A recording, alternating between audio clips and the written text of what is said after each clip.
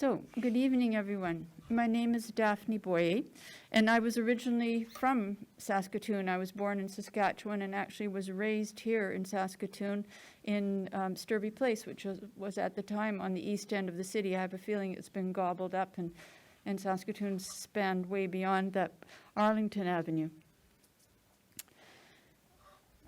I want to thank the Remai Modern for this wonderful opportunity. I want to thank Tara and also Sherry for the curatorial work that was done in the exhibition, and the Shushkitew group for the opportunity to participate in the symposium. I'm a visual artist who combines women's traditional handwork, plant material, high-resolution digital tools, and porcupine quills, and also my training as a plant scientist to create 2D and 3D works that honor my Métis heritage and celebrate plants and animals as kin. I'm going to take a few minutes and explain to you how I came to art making late in life, and also show you some of the techniques that I've developed to mirror beading and quill work. In 2017, I received a mentorship from Montréal Art Interculturel, which I'll just call MAI, for a mentorship with France Trépanier. France is an Indigenous curator and an artist.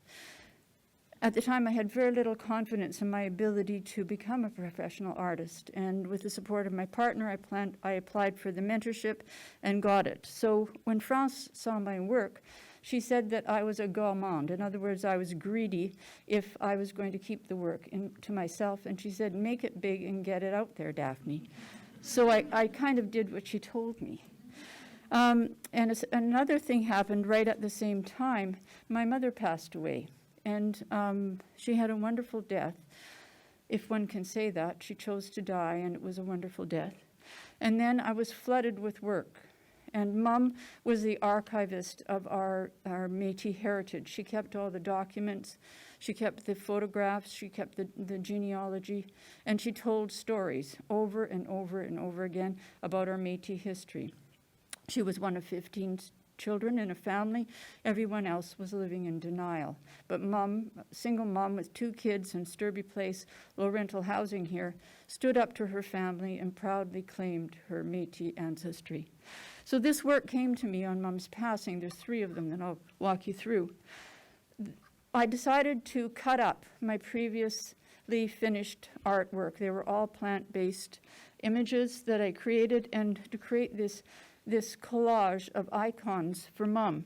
Each of them carries a story about our ancestry or experiences that Mom and my sister and I shared on the land. Mom never drove in her life. We walked everywhere from a young age. She would drag us out to see the first crocuses, the first robins, and this work is a celebration of our family and our stories together. My mother was a 45-year practitioner of yoga.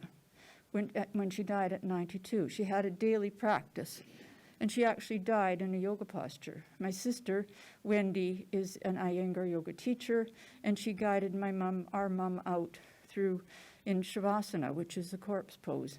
That sounds really unbelievable. It is in fact true. So I made this work in honor of my mother's last breath. It's called hemoglobin.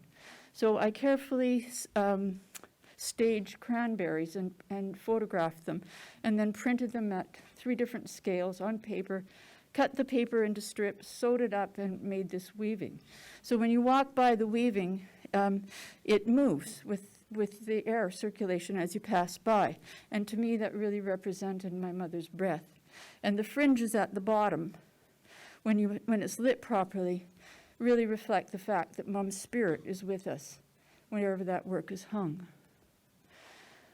There's a progression here. I began to work with berries as beads. This work is a collage of individually photographed berries that is created in the digital space. Many Métis people fear owls. My mother embraced them on her death.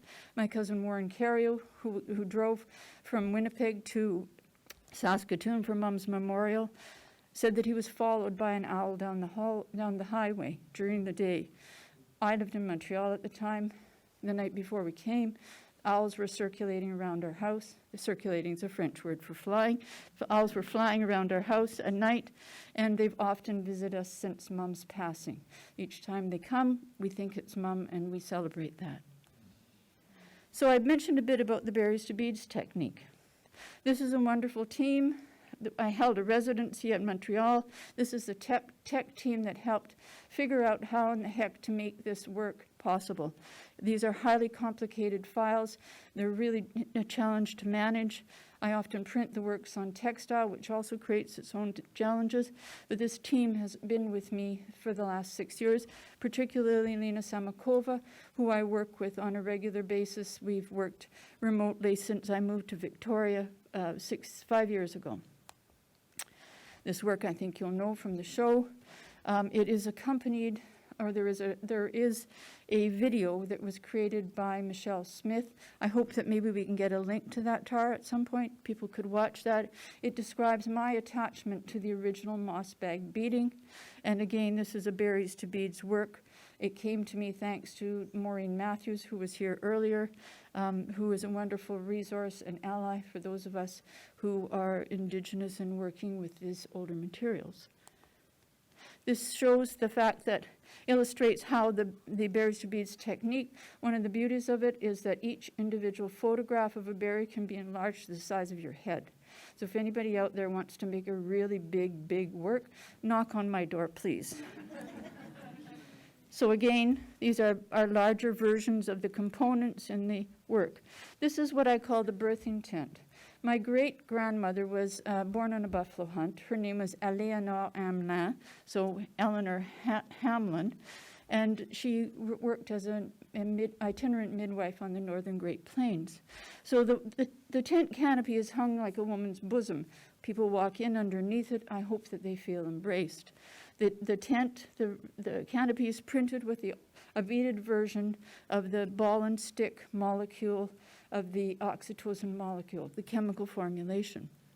When you look up at it, it looks like a galaxy, like a constellation rather, with each of the atoms sort of sparkling on this blueberry sky. I wanted to talk about oxytocin because imagine on the prairies here, imagine the sea of buffalo that our ancestors went out into with the skill and courage that they did in order to harvest the buffalo and then produce the products that became products for exchange. I think about oxytocin not only as being turbocharged at birth, but also when people have a cohesive community, which I think our people had. The caring, the sharing, the reciprocity, and the cooperation, for me, is represented by the oxytocin molecule, the bonding hormone. The four corners of the tent are marked with ribbons. Each ribbon carries a story. They're beaded with my technique, and they celebrate ribbon skirts, and particularly they mark the use of ribbon skirts. The ribbon skirts used to mark the passing of Indigenous women, missing and murdered Indigenous women, girls, and two-spirit people. So I'm going to go really fast now because I want to go to the end. Sorry, guys. This is quill work, my digital quill work technique. I'm going to go right to my most recent works. These are ceiling-to-floor banners printed on silk. They carry images of sweetgrass and cedar. They are my celebration of my lifelong practice of using nature as a healer, as a grounder, and for mental health. The spirals are printed with this image. Something similar to this image was originally made by Robert Dash, who's an activist, an environmental activist. I thought it looked very much like moss, so I wanted to put the stomata of plants, which is where they breathe and give us oxygen and volatile organic compounds. I wanted to represent those on these spirals that spin on little motors, because that is how forests do their magic for us when we so-called go for a forest bath. They breathe out what we breathe in, and that's the beauty of it. Am I finished? 10 seconds. Okay, all right. Well, I'll end it there. So thank you very much for your time.